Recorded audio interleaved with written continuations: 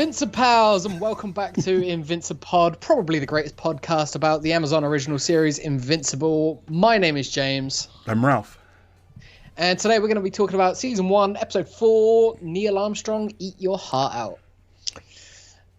Another episode title that isn't actually a line from the show. It feels like it should be dialogue, but it's not. Right, and I don't know... I don't know where the titles are coming from. But they're fine. It could just be anyone in the writer's room just going, fuck it, this will do. Okay, so there's this episode I feel like is the most like the comic as far as like tone.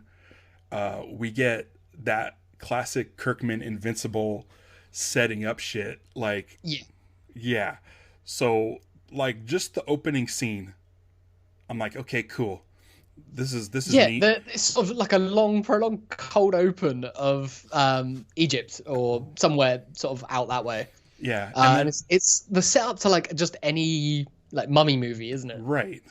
And what's funny is I don't remember this from the book. No, but I think it's that classic Kirkman where he literally opens a door and then closes it to save for later. Yeah. So I don't know. Or not. Like, I could see it going, like, this whole thing just being for nothing. Like, literally. So, you've got, like, the stereotypical bad guy goes in to open up this mummy's tomb. And then as he's, like, shambling out, all taken over and possessed, like, Mark and Nolan are flying over. And Mark is flying too low, so he's kicked up the sand and he closes the door on him. Right. It's, like, a complete, like, they've subverted it by, like, they've taken out the bad guy without even realizing what they were doing. But it opens itself up for future. Oh yeah, stories. They've got this like ancient Egyptian mummy like that they could use whenever they want to. Do you think it'll show up again in season 1? No, you don't think so? No, I think that this is just a Kirkman gag of, hey, look, you thought we were setting up this week's bad guy. We weren't. Yeah, this is going to be one of those things where, like, in a couple months, the casual viewers are going to be like, hey, wait a second, what happened to that mummy? Yeah, like at the end of the season when people like go back and rewatch all these episodes again, and they'll be like, that never pays off.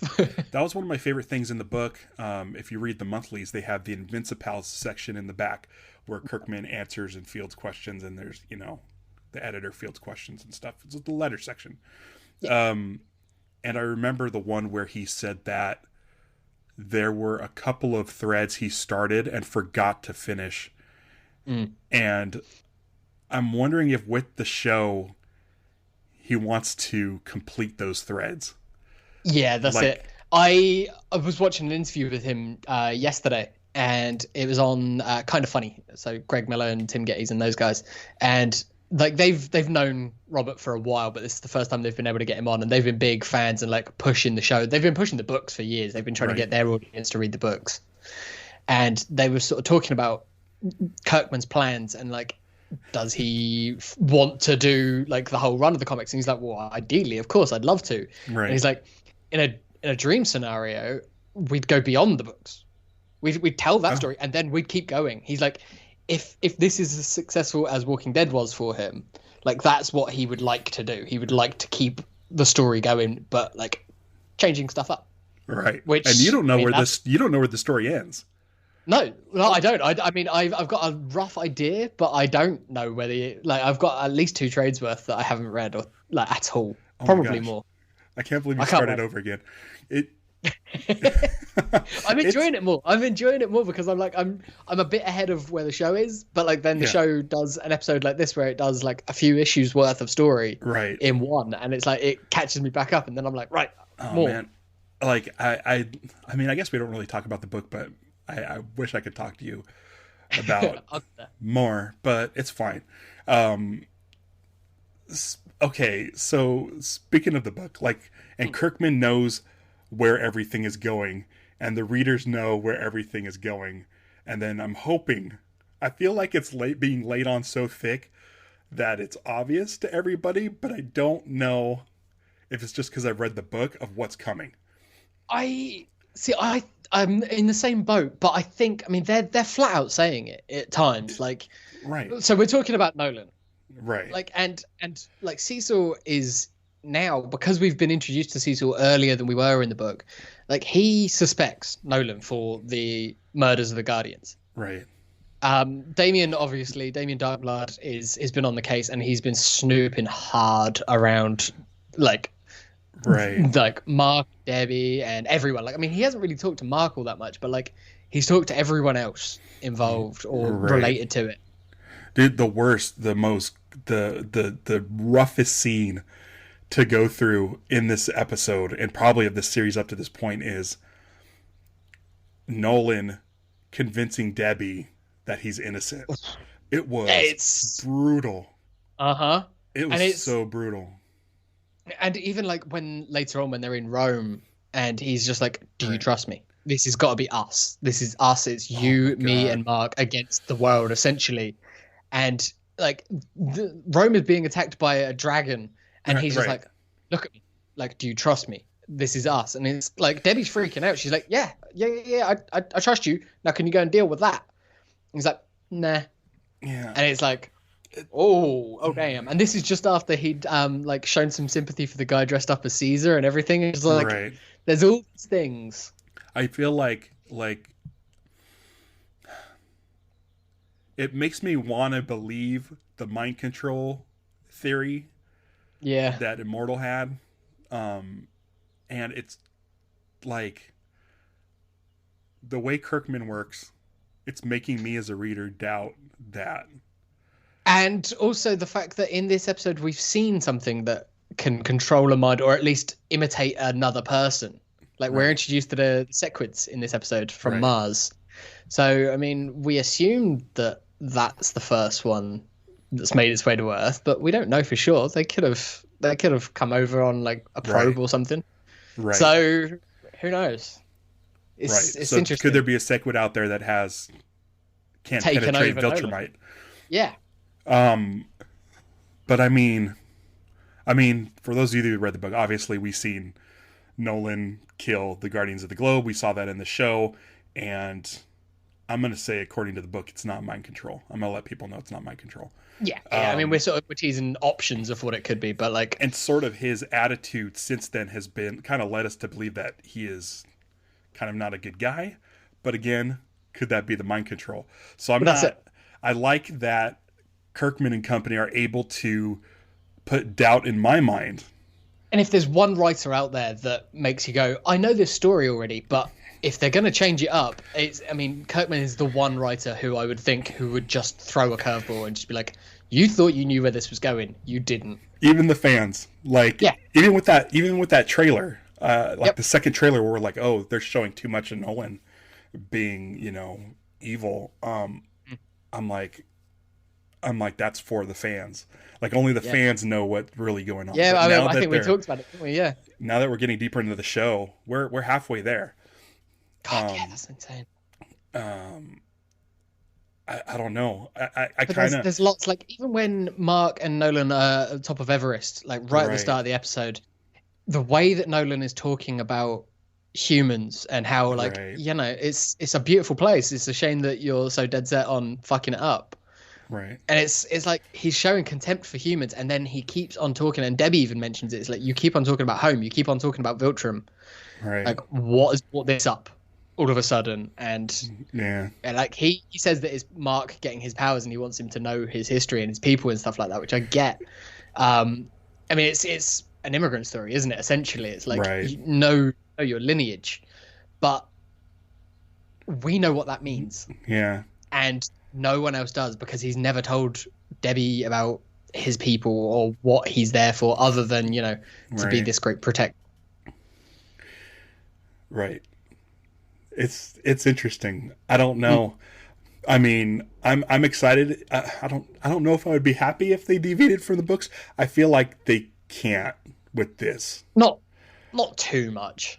Kirkman like, they can get do there that in a different way. I mean, they already are getting there in a different way, but I think they're setting it up so much that it kind of has to go to the same point. Yeah. I feel. Yeah. I'm thinking back to those trailers as well. We've already seen something in one of those trailers. What got me into the book to begin with is, it was a great book. But as soon as we found out Nolan's relationship with Earth, that is when it really grabbed me, and I could not stop reading. So hopefully Kirkman leaves the comic book story intact, because that's what makes Invincible.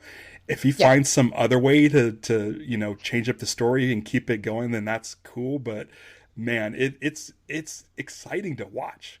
It really is. And it's one of those things that, like, they've got this cast, and this cast, like, I think we should just work on the assumption that we're getting 2 or 3 seasons out of this, at least. I hope so. I really, really hope so. But, like, you don't cast J.K. Simmons for him to not be a major player throughout. Right. Like, there are certain things that happen in the show where, characters will drop in and drop out. All sorts of different characters, especially this major, major characters and like just bit players. Like, we haven't seen Alan the alien since episode 2, but like he's a major part of this core like cast. He's on all the posters. Whenever you see something about Invincible, Alan the alien's always there. I want to say, like, if you're watching this on YouTube, which you should, subscribe to us on YouTube. The image in the background is like I want to say it's Mark, Nolan, and Alan. Yeah. Like, and if you're gonna like have 3, I mean, I'd say they're sort of 3 of maybe 5 main characters in the entire series. And so but I mean, we haven't seen him since. But that doesn't mean that he's not going to be coming back. That doesn't mean that he's not important to this story. Right. He'll definitely come back this season. He's got. I think he has to. Yeah. I think he has to. What did you think about date night? Like, Mark and Amber go out on their first date. They're going quote unquote out in a very typical like teenager date fashion. Right. It was all right. It was. I enjoyed it. I liked that the date was kind of a weird, unique setting. I liked. Yeah, it was like a farmer's market type situation. Like, they're going to a craft fair. It made me really miss going outside and doing stuff. Like, no joke. I was watching it this morning and I was just like, man, I miss walking around and like just picking stuff up. Yeah, exactly. Oh, they just reopened. I don't know if you've heard of Amoeba Records, huge record store in Hollywood, shut down. Yeah, and then they just reopened one this week. On the corner, wasn't it? Yeah, I've been. They just reopened it. They just reopened another location this week, and I'm like, man, I want to go so bad. I get my second vaccination in 1 week. I get to go out. But watching that scene, I'm like, oh man, not even the cartoons have to wear masks. Like, yeah, right. Like, I'm like, oh man. Obviously, it's animation, so they don't need to worry about that sort of thing, and it's a fictional world, so it's not like sitcoms where this current season where everyone's wearing masks. But like, it's just, it makes it feel weird because like everything for the last year and a half has been just masked up. Yeah. Weird, but it was cool. It just made me nostalgic for going out and being able to do stuff like that. I like that the setting how awkward Mark was. Yeah, like he's nervous, he's awkward, and I mean Amber was too as well to a point. Like her like constantly mentioning her trip to the Philippines was very relatable because it's like at 17, like she's taken this trip, she's done this amazing thing, like going to the Philippines and whatnot, and so like whenever they're talking about something, she sort of brings it back to that. Right. And it just felt really natural, and I liked it a lot. Yeah, when you're a kid, that kind of thing is a huge deal. Absolutely. Any big trip that you take, like, sticks with you. I remember every detail from a road trip from, like, 1990, that we took to, like, Washington. Yeah. But I went to Ireland 2 years ago, and I remember some of it. I'm the same way, like... Thank God for cell phones because I could take the pictures and store with as memories. But I like that we did get the setting lend itself to her backstory, kind of let us know more of who she is, how she's a hero in her own right by going out and traveling and helping people. Definitely. And it gives Mark the great like thing, sort of an excuse that he uses when he has to go to Mars later on. He's like, I was inspired by you. You make me want to be a better person. Right. I'm going to go and help some people. And, he doesn't have much of an answer because he's watching the countdown to the launch on the TV in the background, which I loved. I thought that was such a good literally a ticking time bomb sort of thing on the scene. Yeah. He's like, I really got to go. But I will see you in 2 weeks. I like that it kind of added a sort of a dramatic tension. Yeah, there Because was some tension to you're it. like, is he just going to blurt it out? Yeah. Like he has to Especially convince 'cause her it why came- he's leaving in like a minute. And the best way to convince her is to just fly away.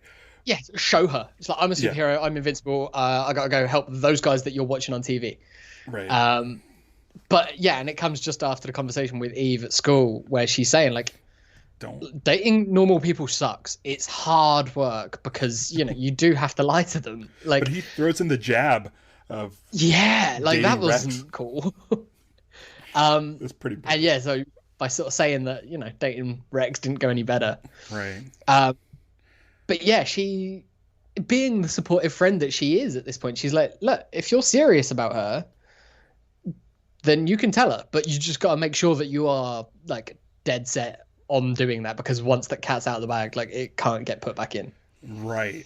I mean, it's we kind of learned that lesson, or we assumed in one of the first 3 episodes. I think it was episode 2, where she seemingly had pictures of what's his name, Will? Right. No. Oh, Will. yeah, William. Yeah. No, he's the bully? Todd. Todd. So that sets up the fact that, you know, when you date in high school, you may end up with pictures of your ex that no one should see. And then God, that how sets glad up. you? I know I am. Like, I'm glad that there wasn't cell phone cameras when I was at school. Right. Well, but it just shows you like, okay, that's one thing. But if your ex is a superhero, like that's like a whole nother level. That's a whole nother, like, not just from a blackmail standpoint, but just danger. Just dangerous. Just danger as well as everything else. Like, I don't know how you've got all the normal relationship drama and then all of that on top. And even like someone like Debbie, who has done this for over 20 years, we learned that they've been together a long time. Like, she's just coming to terms with this, and being married to a superhero. But it just goes to show you, like, even Omni-Man isn't immune to relationship issues. Definitely. And we see in this episode, like, after Debbie has her conversation with Olga, that, you know, she's starting to have doubts about what Nolan is saying. Like, she's, for the first time, not fully buying 100% of what he says. Right. And on top of that, he's acting strange. He's kind of dismissing her and calling her a drunk, or calling... Yeah, it's really... It's a ton of red flags. It's not cool. And, like, Debbie's smart enough that she can see the behavior. Yeah. Because it's new to her, she's trying to give him the benefit of the doubt. Right. And that's sort of a lot of what the conversation is. I like that the trip to Rome didn't, like, instantly fix everything. She's like, this is lovely. I'm glad that we came. Right. But it's not right yet. We're not. Even the fact that she says, you never make reservations. Yeah. Is saying, like, something doing is something up, nice, something's even. different, like, it's different with you. Yeah. Like, and he wouldn't, like, there's no way that he would normally sit there while there's an attack happening behind. He'd be like, I'll be back, but I gotta go deal with this. Like, would be, because I would he could think, take care of it in a second. It's nothing to him. Yeah. I was gonna say he could throw him into space, which, by the way, another Kirkman thing. Yeah. When the shuttle takes off, and we see biplane. Yeah. Yep. Yeah. Yeah, it's great because who was it who threw him into space? It wasn't Mark, was Immortal, I think. It was Immortal, wasn't it? Yeah. Nothing. Go on. I was thinking about Immortal again. I went back and looked, and it is one panel. It's just one panel that implies Immortal's history that gets me very excited, and it's tied into the episode 3. And if you follow our socials, you got a bit of a clue on it. Yeah. But it's definitely worth a watch. And it's one of those things that even if they don't touch on it this season, like, they've implied it enough for people like you who are eagle-eyed and spotted it straight away. Yeah. The decapitation. Yeah. What else do we have this? Well, I mean, we haven't really talked about Mars. We should Mars. probably talk about Mark going to Mars. The Martians and the Sequids. Yeah. I remember. I vaguely remember the Sequids from the book. Yeah. But I don't remember this storyline kind of unfolding like this. Is it pretty accurate, or is it different? They came over from Mars. Yeah, they were on Mars, and the Martians were scared of them. Like, they were trying to avoid them, and it played out pretty similarly. I read that issue about a week or so ago. Yeah. Like, even to the point where the one astronaut sees Mark, like, in this it's on top of the cliff. In the book he's on top of the shuttle, and like, he's just a bit paranoid and it's like, what's going on? I feel like the astronauts should have been at least briefed on Martians, because like Cecil said, it's like, where do you think Martian Man came from? That's it. Like, it's one of those things that when Mark says, it's like, wait, there's Martians? He's like, well, yeah. Like, where do you think he came from? That's not just a clever name. Right. So you think I think, maybe just like hey, there shouldn't be any problems, but they are there. Yeah. But who knows? As he said, like, Earth needs a win. Maybe they didn't want to complicate things any more than it already was. The music score that we got as soon as they like landed on Mars and they're starting to do their work reminded me so much of The Martian, the film The Martian. I haven't seen it. Oh, have you not? No, I like, need to just see there's sort of this ethereal sort of like jingle jangle, as the best way I can describe it. But that's like what's great about Invincible, is that it takes it like, it's a real subtle blatantly nod steals from different things. Like, obviously, you said it was Biplane is the character? Yeah, I think that was the character's name. But 100% the Vulture. Yeah. Like, in everything about him looks like. Yeah.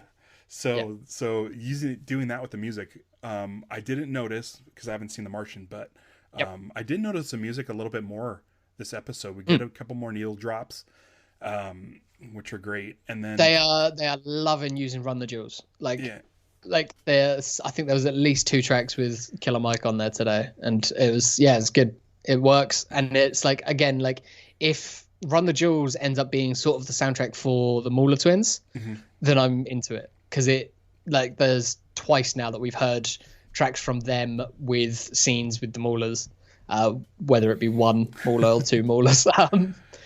But it works. Like, it gives them their own sort of theme and feel. Another thread that was set up was the creation of a second Mauler twin. Yeah. Or another one, at least. Yeah. And created out of Burger Mart patties. Right. Is that...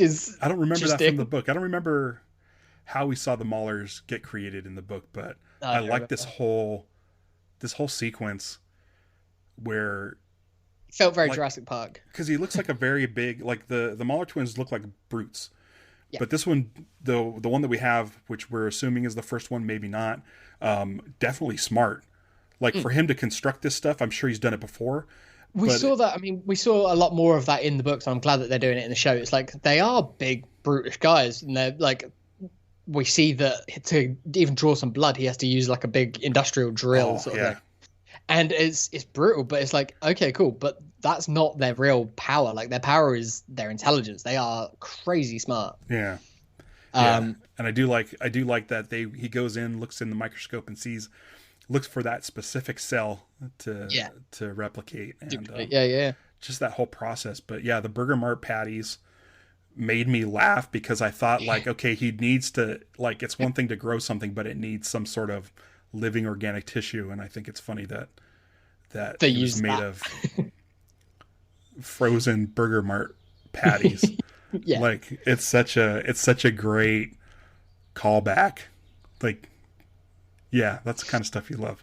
So we got that thread, and then another one that was set up briefly last time, but more so this episode a little bit, is what closes out the show with Robot. Right. So when they get to the new Guardians HQ, he takes a sample of Rex's blood. Right. We don't know what for at this point. Like, we think he's just being a little bit, like, not threatening, but like saying, hey, look, I'm the leader, stop being a dick to your teammates. Right. But then we find out at the end of the episode that no, he's got some plans with that blood, but we don't know what it is yet. And we see the sort of the thing in the tube. Right. Which I believe the thing in the tube comes way later in the comics. It's way later. And there's like one of the last. I don't know. Like, gosh, one of the last story arcs. It's got to be like maybe the third to last story arc or something.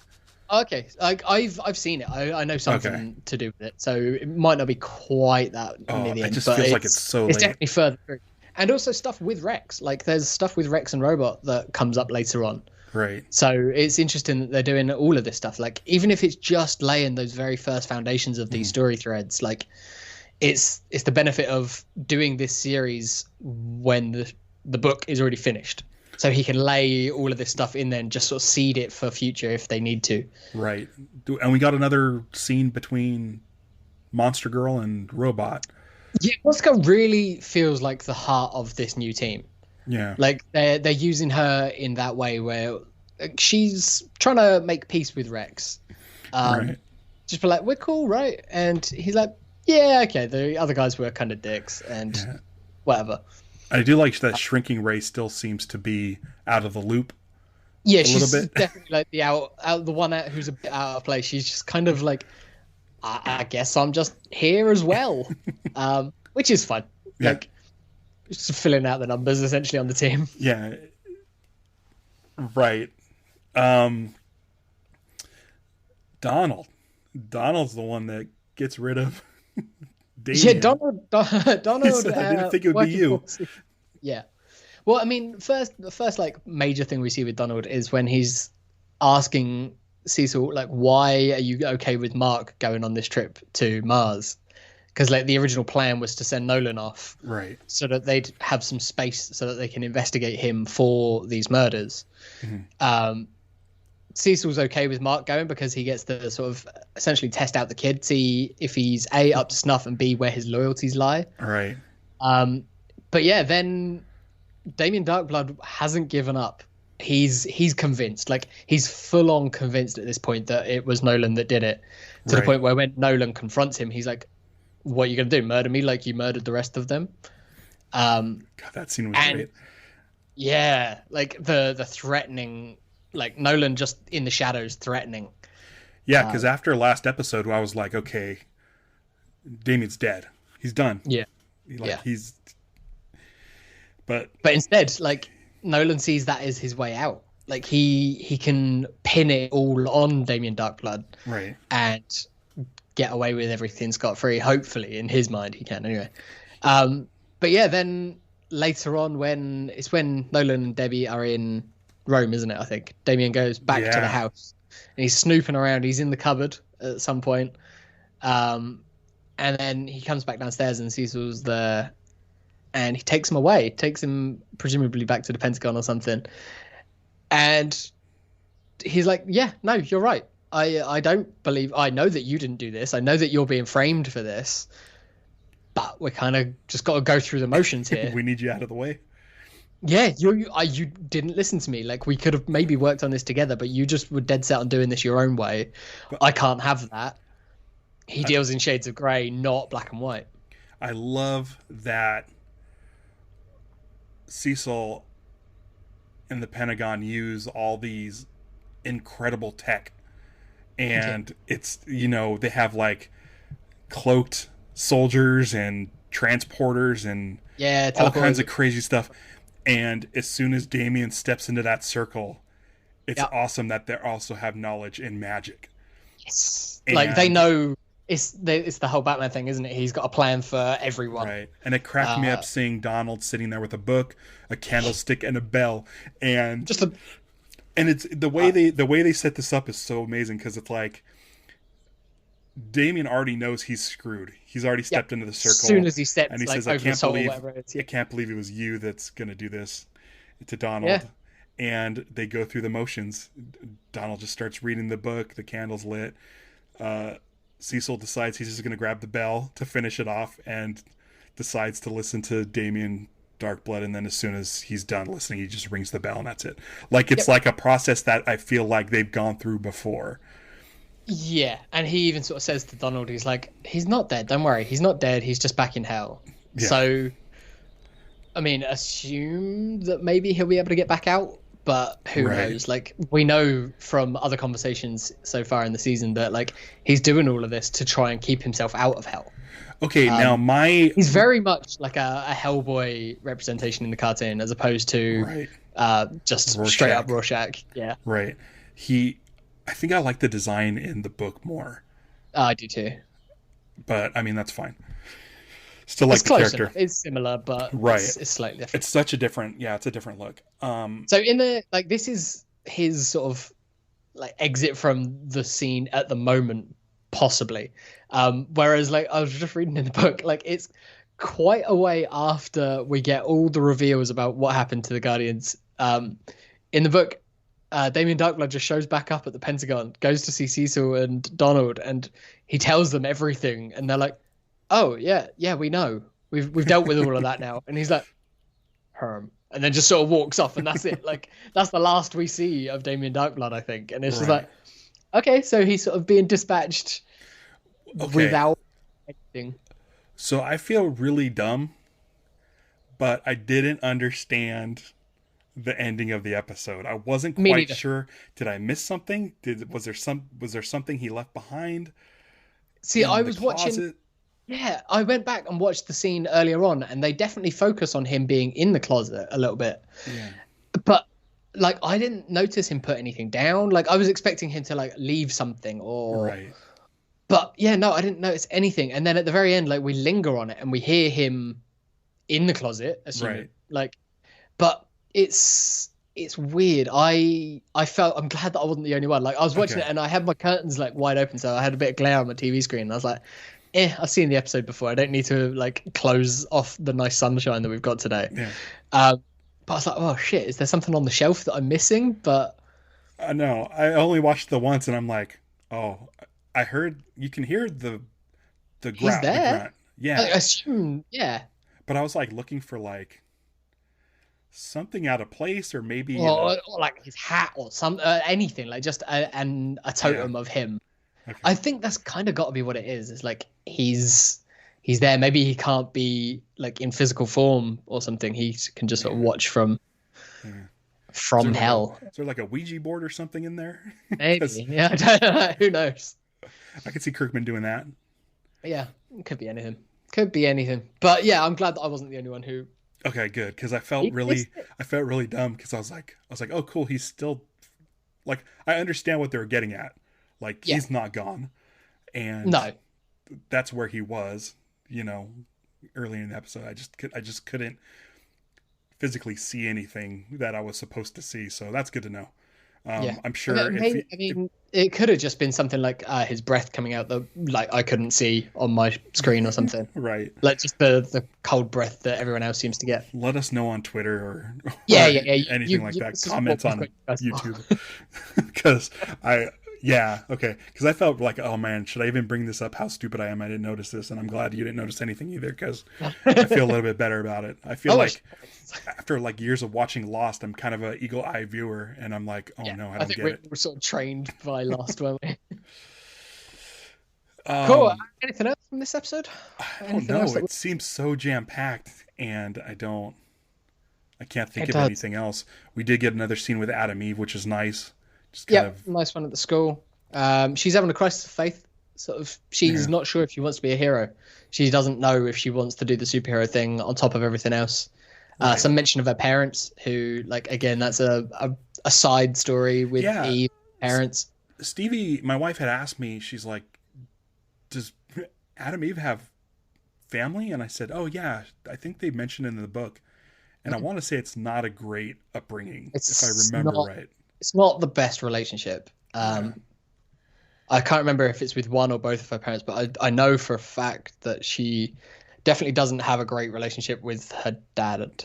So, but I can't remember. I think it might have been in the main book, or if it might have just been in the Eve and Rex miniseries that they did. Because that's what's funny about the show is like you forget that the teen team, or the new Guardians of the Globe, Rex Splode and Eve are still like high school age. Yeah. I'm assuming Rex is also 17. I mean, he's no more than a year or two older than them at absolute. Yeah. So I mean, they all are. I assume it, other than Robot, like they were the teen team. So yeah, you know. so it's funny, like Robot. Oh man, I love Robot. I can't wait. I can't wait for more Robot reveals. But yeah, you wonder about the parents because you only see these guys outside of, outside of school. Yeah. Yeah. Or at school. So. And as much as they're jamming into these episodes, like there is only so much that they can do. So like that mention of her parents might be all we see of that relationship for at least for a while. Right. But who knows? We don't know. Maybe they'll just do an entire episode based on her and Rex's backstory. Right. And then, speaking of parents, with Nolan continuing to train Mark, like, he's saying all the dad stuff that everybody wants to hear from their dad. It's always positive reinforcement and life lessons and stuff. But at the same time, I keep remembering what he did, and I'm like, oh, it makes me so frustrated. Like, see, I'm hearing all of the good positive stuff, but then everything that he says, like it's almost every conversation has something that makes you go, oh shit, you're not as virtuous as you seem. Like you have this darker side. Right. You're talking about Caesar being this great conqueror and how he's just now thought of as a joke, and how like Viltrum and Viltrumites have, they've propelled races into the future. Like they've helped everyone as much as they can. It's like, yeah. Mm-hmm. Yep. Okay, Nolan. But that's the thing that's crazy is that, so my dad left my mom when I was 17, so I'd be like roughly Mark's age, and listening to Nolan, and you see these scenes with them together, and he's putting up this front. It's like, oh my gosh, like this is like, did this happen to me? This is like, did I not realize? Really relatable. Right, and I'm like, oh my god, like it makes me mad.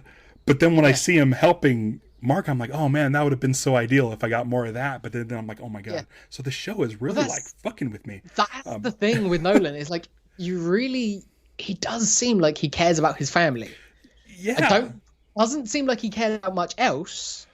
But he, like, the conflict is there. It's the Darth Vader thing in Return of the Jedi where it's like, the conflict is real. Like he seems conflicted. He doesn't know whether he wants to be like full Viltrumite or whether or not he wants to be a loving husband and father. Like he says it to Debbie. It's like, I never expected to have a family. Like you changed everything. Right. And I think that's key. I think that's something that everyone should just pay attention to, because I think that's one of the most important lines of dialogue that we've had so far. And what's nuts about the whole thing is it's a cartoon.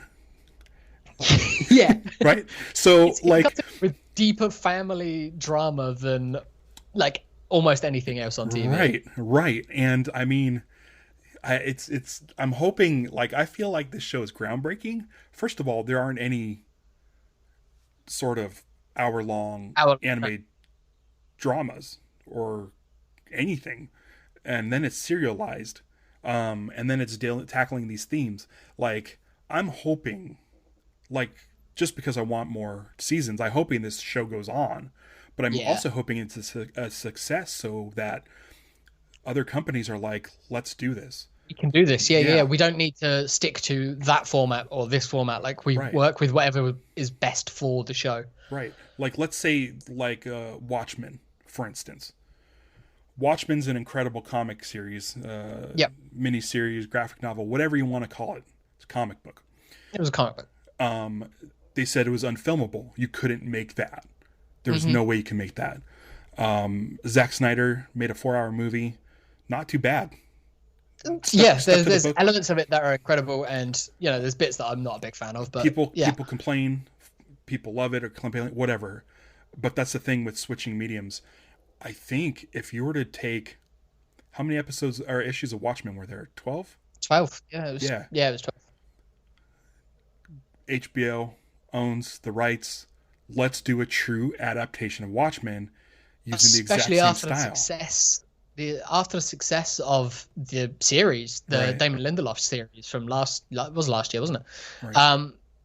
like that was incredible. So that told the future of that story. So now you could go back, because that series it followed the comic book. It didn't follow the movies. Right. That was a sequel to the Alan Moore comic book. Right. So you could now go back, and if like, because Damon I think has said like he doesn't have any interest in doing any more of that. Right. So cool, go back and do the comic book as it's told in the books. Right, because Dave Gibbons is involved. Like he'll be really interested. Have Dave Gibbons do the Cory Walker role, do the character designs for the show. You can picture a Watchmen animated series done in this style, and I feel like that's why I want this show to succeed. To open the eyes and show other companies like, hey, listen, this is a thing you can do with your comic properties, and you can use. I mean, you could do a 1-for-1 adaptation of Watchmen, using all of Alan Moore's dialogue and words, and just go for it. Use that amazing color palette.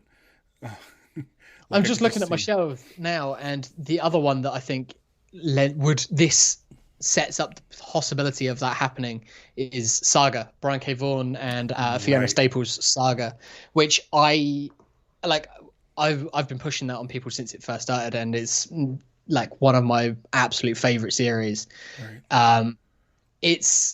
I do think that would be unfilmable as a live action thing. I don't want to see it as a live action. I've got no interest in ever seeing a live action version of Saga, because it's the designs and the concepts and stuff are so out there that it wouldn't look right. But you use her style, art style. Fiona Staples in the Cory Walker role, designing the characters for the animated version. 100%. And the thing is, it's like, I feel like with Amazon Prime working with Kirkman and Invincible and doing this book that was the Image book, I guarantee you Brian K. Vaughan is. Oh, and we know that BKV has worked in TV plenty as well. Like he's got ins. He knows. Yeah, exactly. Like he's got ins. He's got a lot of people that he knows. Like it would be great. It would be awesome. I'm hoping the show does well enough. I'm hoping Amazon Prime is 100% in on this Invincible thing. It seems like they are. I don't know what the numbers are like. I don't like. Again, this came up on that interview that I was watching with him yesterday, and he was saying like he doesn't have exact figures, but from everything that he's heard it's very positive. Good. So like he's not like, please watch my show, please watch my show, please watch my show, which he would probably be doing if it was struggling. He's like, watch my show. Like I'm happy with what we've got. Like I'm confident in the show and the quality. So that filled me with a lot of confidence. I really want Saga now. I really want Saga. I mean, Jesus, Saga's so fucking Saga good. and Chew, I think, are two other. Oh, Chew's great too.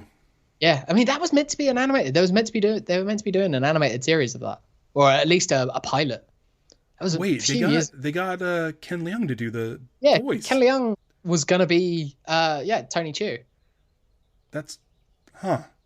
Well, listen, I feel like Invincible's like a jumping off point, and it's got. I mean, Ken Leung and Josh Holloway. That's your leads for Chew, please. Right. Just, I mean, God, I just, this Invincible show is amazing. It's well written. It follows the books, and it hopefully opens the doors for more.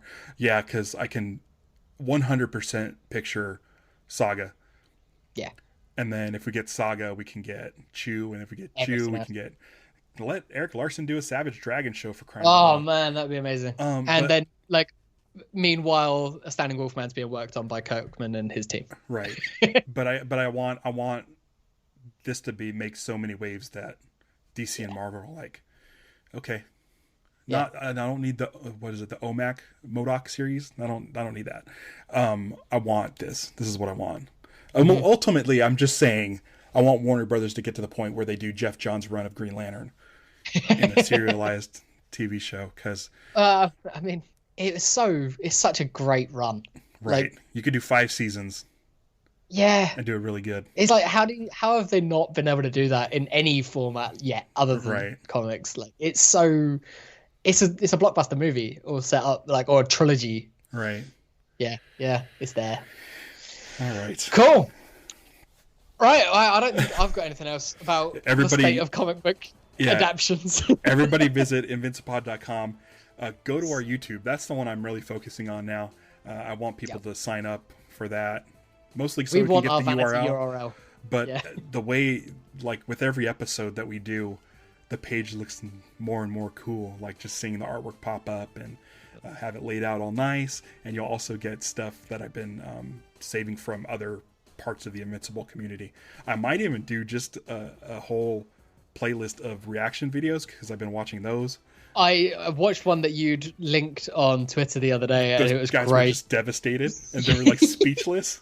It was so good. Yeah, I watched another one. I think they're called Previewed.